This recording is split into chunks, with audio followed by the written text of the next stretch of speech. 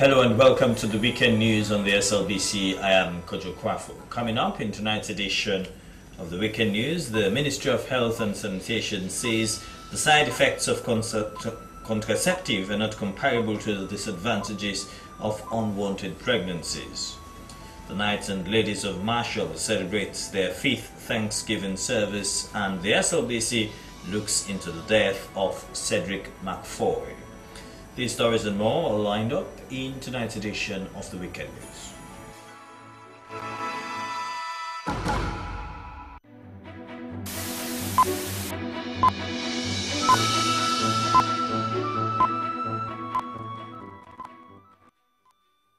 And now to our first story. The Director of Planning, Policy and Information in the Ministry of Health and Sanitation, Dr. Francis Smart, has said that the side effects of contraceptive is not comparable to the disadvantages of unwanted pregnancies. He was speaking at the launch of an emergency family planning contraceptive known as Backup, held at the Family Kingdom. Princess Gibson was there and she now reports. The medication prevents pregnancy after unprotected sex by delaying ovulation or preventing fertilization of eggs. This is to ensure that children are born by choice and not by chance, thus reducing cases of maternal deaths. Even though there could be side effects, it could not be grave as unwanted pregnancy. The issues around contraception deal with so many facets of our life, and as big as even development. Because when somebody gets an unprotected sex and ends up getting unintended pregnancy, many roads the way they take in that mistake. And if you don't have a backup like this, it's terrible. He noted that the indicators on maternal death and teenage pregnancy are not impressive and require steps by all stakeholders to address the situation. Director Integrated Marketing Maristopes Sierra Leone, pharmacist Kule Dihinsilu, explains how the emergency contraceptive can be used. If she miscalculates a safe period, some women use just the calendar method. If she miscalculates, then the chances of getting pregnant is high. In that situation, she will need an EC, and backup is already allied in such situations. If the guy, if the thinking is, okay, let's do it, I'll pull it out, and it got so nice, he couldn't pull out, and it happened. Then all those are situations where you need an emergency contraception, and the backup is very helpful. The last there is when there's a case of rape. We've talked about situations, well, alarming and increasing sexual violence in our society. Those are situations where backup is necessary. Country Director of Maristopes Sierra Leone, Dr. Ufamo Omi Obi, assured of the effectiveness, accessibility and affordability of the backup contraceptive. Other speakers include Chief Nursing Officer, District Medical Officer, Western Area Urban, and Director, Teenage Pregnancy Secretariat. Princess Gibson, SLBC News. The death of one Cedric James McFoy in Freetown 2 weeks ago at the Freetown Amusement Park has opened the ears and eyes of many for justice, because the family suspects foul play in the circumstances that led to the death of their beloved son. The family had originally scheduled Wednesday the 5th of December for the burial, but has had to postpone the date to a later date for unknown reasons. As Patrick Salier reports, who has been following up closely what had been going on with the Cedric McFoy incident, there are some disturbing images for which viewer discretion is strongly advised. Met his demise exactly the same date 12 years later. He was a Class 6 pupil of the Blessing Daycare and Preparatory School and had Mrs. Patricia Lewis as his class teacher. I really miss Cedric James McFoy. He was making every effort to learn. He's very neat, very friendly. He's very active in an after-school club, especially in the cultural group and the debating mates. On the 23rd of November, he took part in a debating contest, and he happened to be the best debater. According to Mrs. Louise, Cedric's absence has created a big vacuum in the class. She, however, said they have been blessed to get people who do come around on a daily basis to provide counseling for both teachers and pupils. Frederic is well known. Frederic started his school since he was 5 years old. Cedric was one of the school prefects, very neat, always punctual. He is full of fun. So the school missed him. Even the children, the pupils, they missed him a lot. Everybody, even the proprietress, because he was one of the pupils who started this school 9 years ago. So we miss him a lot. This was the exact seat where the late Cedric McFoy was occupying until his demise on 24th November 2018. This is class 5 and 6 combined here at the Blessing Daycare and Preparatory School. The autopsy results from the government consultant pathologist Dr. Simeon Oiskoroma shows Cedric died of wet drowning, which resulted to the massive pulmonary oedema, dislocation, fracture cervical vertebrae at level C2 to C3. But the family is not satisfied with that result and has therefore called for an independent autopsy to be carried out on their son, as the remains of Cedric lie at the 34 Military Hospital mortuary, awaiting burial on Wednesday, 12th December. Military officer Corporal Princess Macaulay is the maternal auntie to the late Cedric McFoy. The body he asked for what? Because the damage is so bokupara. It is difficult to look at the corpse because the damages are plenty. We initially did not see these damages that have now been identified here at the mortuary. Legs broken, 2 teeth removed, arms broken. That's not as a result of postmortem at all. It was the incident at Victoria Park. The family also claims to have seen cane marks and other scars of scratches on their son at the mortuary, which they insinuate is as a result of physical torture at the park, and that the body and reality of what had happened that fateful day were kept away from them, even though the police and park administration were persistently persuaded to clear the doubts with regard to the boys' whereabouts onto the following day. The police have, however, told them to go ahead with the demand for an independent autopsy, but that the cost has to be on the McFoy family. That was, I gave them the green light the other day. They met me that they are not satisfied with this report from Dr. Ruiz. I told them to get another pathologist from anywhere of the world so that they can do another PM on the event. Chief Superintendent of Police Francis Hazley is the local unit commander at the Central Police Division and was already providing security for a large event that was taking place that same day of Cedric's death at the amusement park. So at about 11, when the occasion was ongoing, I heard a shout from the swimming pool area.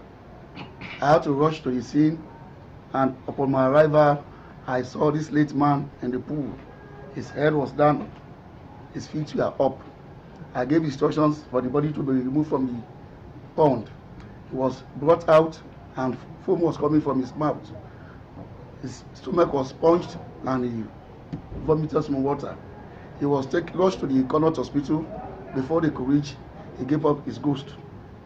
We returned to the scene and I instructed that all the workers be brought up for statement.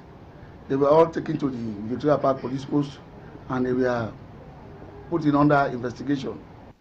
The late 12-year-old, whose dad, James McFoy, does stationery business at Garrison Street nearby the park, was said to have paid and entered the park without any parent or guardian in his company around 9 a.m. that very Saturday to have a natal day fun.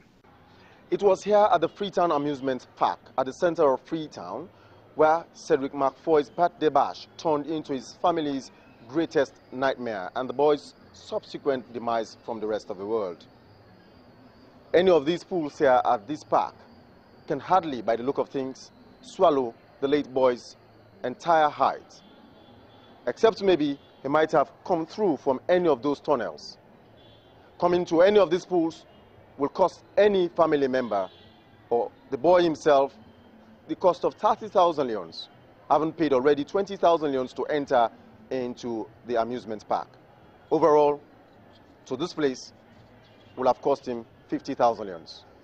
The facility, which was originally the Victoria Park since 1897, was in 2016 leased by the Freetown City Council to a Sierra Leonean called Sanusi Bruski, and took him only 6 months and 4 days to rehabilitate the park in 2017, with a capacity to host over 500 people.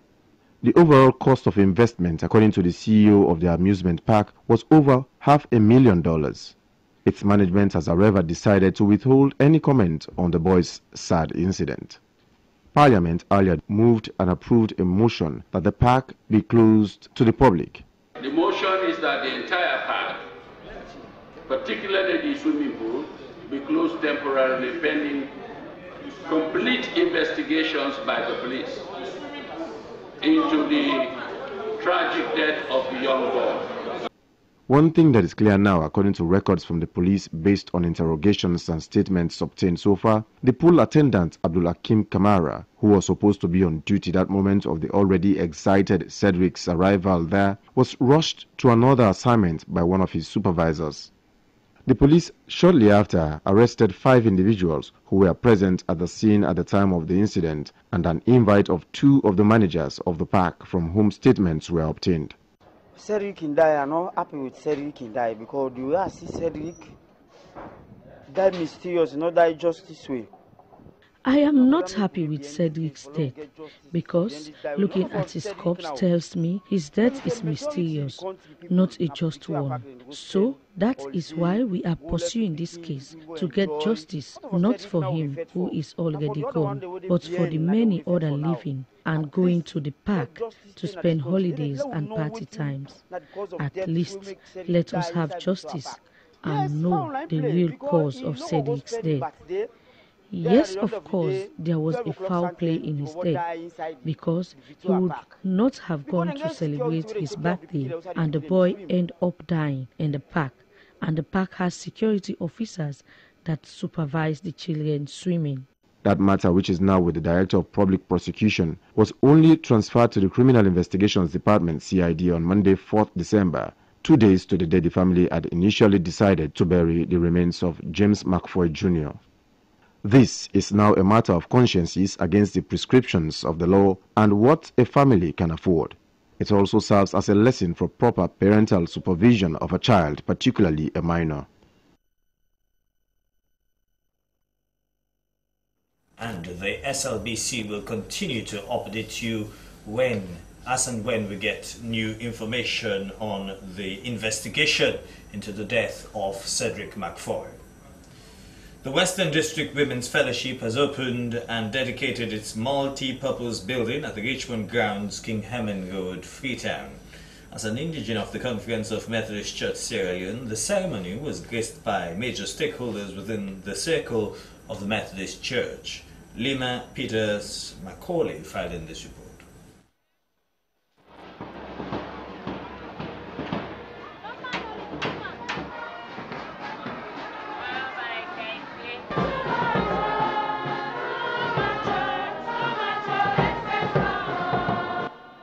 Following a march procession from the St. John's Maroon Church at Sheikha Stevens Streets, the Western District Women's Fellowship within the Western area under the Methodist Church Sierra Leone has officially opened and dedicated its multipurpose building. As a fellowship of women under the Methodist jurisdiction, it has over the years thrived among hurdles of realizing their goals. With the laying of the building's foundation in 2014, the multipurpose building, which will serve the Women's Fellowship Drive, is generating revenue and creating a social balance, has finally been opened by the Bishop of the Methodist Church Sierra Leone, the Right Reverend Bishop K. Ugobe. President of the Western District Women's Fellowship, Sister Margaret Richards, said the project was independently championed by the fellowship to alleviate the pressures they face as they anticipate total independence. We could organize skills training for younger people, and we could get a hall where we could be getting our meetings. We could rent the hall out to raise funds so that we could get funds coming in. Presiding Bishop, the Right Reverend Mark K. Gobe, applauded and encouraged the Women's Fellowship to be steadfast in their dealings as they've begun doing good work. High Court Judge Justice Sam Magai has acquitted and discharged Sheriff Dinkin, who was accused of murder. Sheriff Dinkin was accused of stabbing Yusuf Fofana with a scissors to death at Wellington in the east end of Freetown in 2015. Amina Shnyandi Brahma has more. Delivering his verdict, Justice Sam Magai said the accused was charged with the offense of murder contrary to law, and after the completion of the preliminary inquiry at the magistrate court, he was committed to the High Court. The judge stated that initially they were having problems with assembling of jurors that led the court to reduce the offense of murder to manslaughter based on the application made by the State Council, who also applied for the matter to be tried by a judge alone instead of by judge and jury in the interest of justice. Justice Sam Magai further said the charge of manslaughter was read to the accused, Sheriff Denke, and he pleaded not guilty, underscoring that the prosecution called 7 witnesses, including the country's pathologist, Dr. Simeon Owis Koroma, who disclosed that the stab wound on the deceased was not from a pair of scissors, as was alleged by the state. He affirmed that the burden of proof lies on the prosecution to prove its case against the accused beyond all reasonable doubt, and said the deceased damaged the lock of the accused's sister's shop and went there to steal, where he was caught by the accused. That led to a fight between the two of them, adding that the prosecution failed to establish that the accused was having a dangerous weapon and that it was the accused that stabbed the deceased to death. According to the judge, after the prosecution had closed its case, the defense relied on the statements of the accused made at the police station and noted the 7 prosecution witnesses during their testimony did not say they saw the accused stab the deceased. Justice Sam Magai noted that the prosecution failed to prove its case beyond all reasonable doubt against the accused on the offense of manslaughter and therefore acquitted and discharged him accordingly. He cautioned and warned the acquitted and discharged accused, Sheriff Denke, to stay away from violence and lawless acts, stressing that if he is brought before the court against a such offense, he will be dealt with accordingly. Lawyer Ahmed James Maxwell Bokari prosecuted the matter on behalf of the state, while Festus Brahma Conte represented Sheriff Denke. SLBC News, Amina Shnyandi Brahma reporting. As Parliament unanimously approves the 2019 budget, members of Parliament have resoundingly advocated to increase the budget allocation to the SLBC, saying that the SLBC is a state broadcaster. The budget was approved after the Committees of Supplies presented their findings and recommendations to the Ministry of Finance for some increments to certain ministries, departments and agencies on their relevant roles to the country's national development. Ibrahim Samara reports. The bill entitled the Appropriation Act 2019 be read the 3rd time and passed into law. Honorable members, the question is that the bill be read the 3rd time and passed into law. All those in favor say aye. Aye. All those against say nay. The ayes have it. This approval has given the government of President's bill to authorize expenditure from the Consolidated Fund for the services of Sierra Leone for the year 2019 and for other related matters.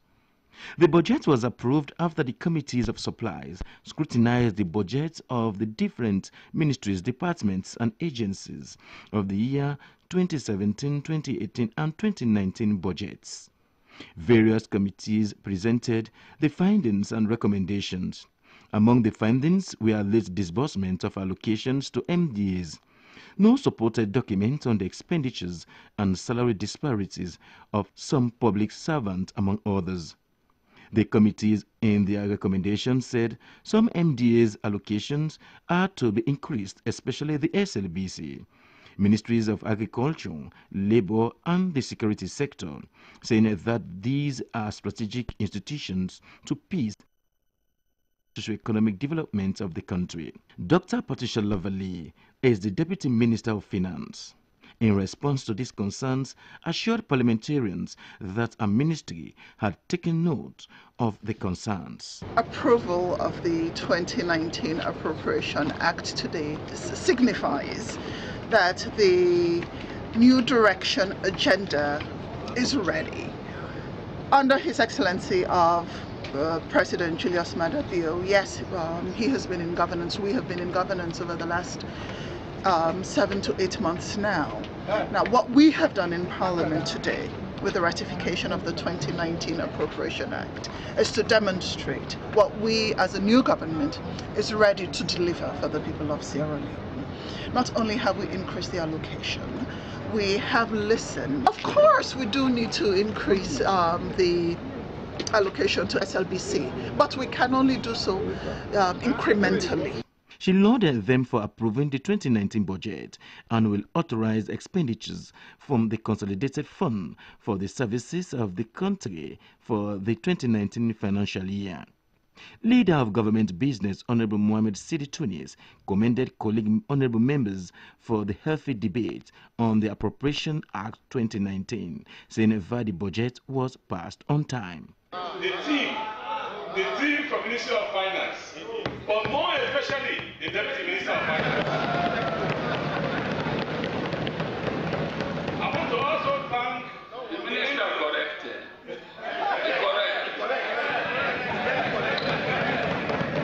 I want to also thank the MDAs.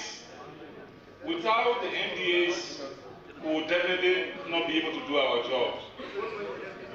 Mr. Chairman, honorable members, and our guests, Port Estate, this is the first time in many years that we are going to pass the national budget on time. For the first time, we must congratulate ourselves.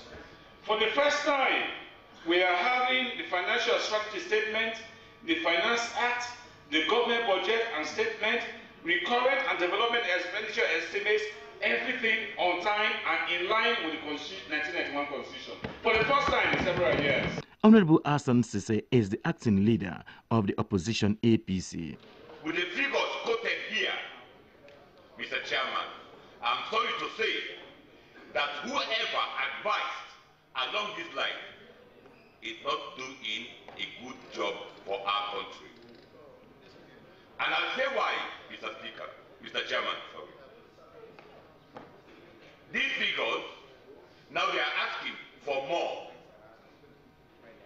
If we consider that we spent over $100 million just to import rice, if we can increase productivity at local level, definitely we will cut that amount of money and direct those resources to other more beneficial social services for our country and our people. Parliament also approved 4 presidential nominees to serve as Director General and board members. They are Victor Lansana Kroma, Member Board of Trustees SLBC, Lawyer Junisa Patri Bangali, Director General Water Resources Management Agency, Sheikh Aliu Swaridin, Board Member NATCOM, and Madam Edna Jones, Board Member Tertiary Education Commission. Ibrahim Samura, Freetown. The erstwhile director of the Kenya Anti-Corruption Commission and current director of the Kenyan School of Laws, Professor Patrick Locke Otieno Lumumba, has delivered a public lecture on corruption marking the International Anti-Corruption Day in Sierra Leone. The lecture, which took place at the Ajayi Crowther Amphitheatre of Frederic College, saw a huge blend or gathering of senior government officials and students alike. Suriba Samuda was there and he now reports. According to the United Nations, corruption is the cause of the odds in society and fosters a binding culture of impunity. At the lecture, Professor Lumumba expressed his serious concern over the corruption crisis that African leaders have allowed to reach such a devastating stage. He pointed out that Sierra Leone, after independence, was famous in the sub-region for the right things, citing the Forabic College, which made the way for Sierra Leone to be called the Athens of Africa. Corruption is a cancer which we must fight. I have no doubt in my mind that the Commissioner and his team, that the President of the Republic and his cabinet, led by the Chief Minister, that the Honorable the Chief Justice and the men and women that he leads in the judiciary, that other cabinet ministers and academics have talked about and against corruption time without number. Mr. Lumumba recalled in 2003 in Mexico when the United Nations resolution against corruption was born after it came to discern that people in positions of trust no longer are using them for public affairs but for personal gains. I remember long ago as a young student in the 1970s and the 1980s, when I started getting exposed to the history of Africa, one of the institutions that occupied the pride of place was the Forabic College. Professor Lumumba noted that nations in the world and Sierra Leone not exempt because of corruption falling short of man and God. Earlier, the Commissioner of the Anti-Corruption Commission of Sierra Leone, Francis Ben Kaifala, told the people present that President Julius Maada Bio has drawn a staunch line, thereby declaring war on corruption. He therefore called on all Sierra Leoneans to choose to come over the line and not seen standing on the wrong side of it. The Chief Minister, Professor David Francis, on behalf of the President and people of Sierra Leone, appreciated the visiting professor for the lecture while hoping for positive impact on the country. Soriba Samura, SLBC News, Freetown. The Knights and Ladies of Marshall has celebrated its 5th annual Thanksgiving on the first Sunday in Advent. The said event, which took place at the St. Anthony's Parish, Syke Street, was graced by His Grace the Archbishop, Dr. Edward Tamba Charles. Let's once again join Lima Peters Macaulay for more.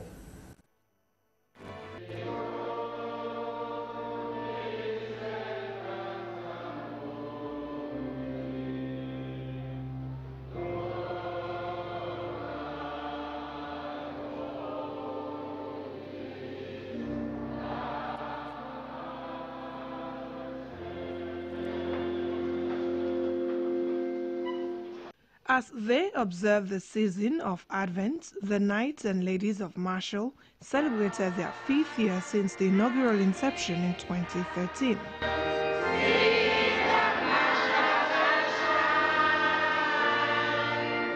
By Dr. Tamba Charles.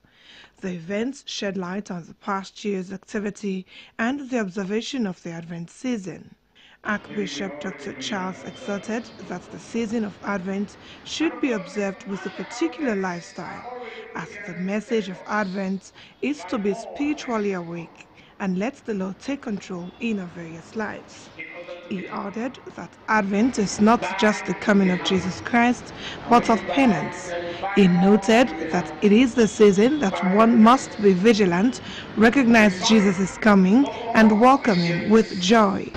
Preparing to celebrate the birth of Jesus at Christmas means more than these material things, important as it may be to our lives.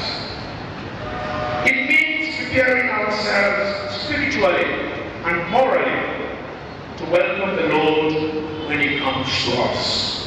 On behalf of the Order of Marshall, Noble Advisor Rachel Parker donated 10 million neons to Dr. Bishop Charles for the training of more priests. I wish to present to you His grace before giving you let me just finish and I'll call in his race. The sum of 10 million contribution by lighter ladies to assist you in training of priests. The priests are doing great work. As the event concludes, Archbishop Dr. Charles applauded the order for their resilience and advised they be on their guard as they anticipate another successful year and the extension of the order to other districts in the provinces.